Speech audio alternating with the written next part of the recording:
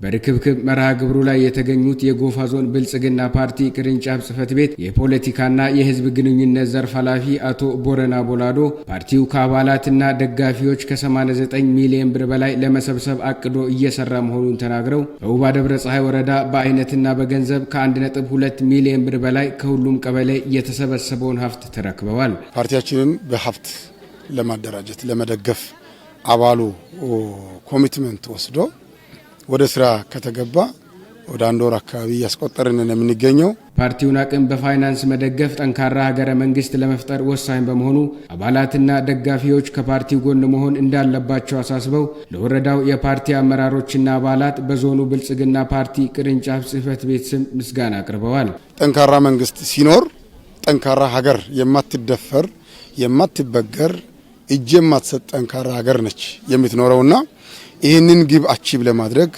የአባላችን ፓርቲያችንን እየደገፈ ነው በሀብት።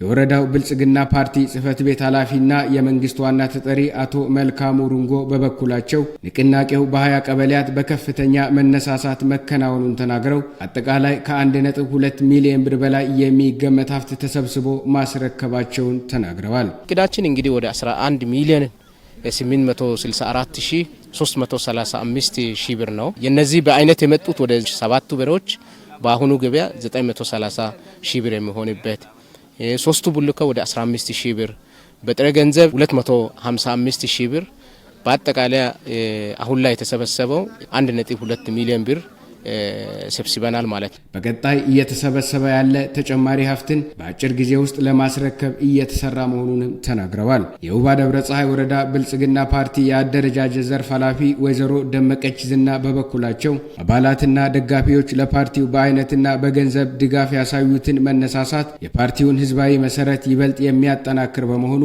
የሴቶች አባላትና ደጋፊዎች ለፓርቲው አስፈላጊ ድጋፍ እያደረጉ መሆናቸውንም ተናግረዋል።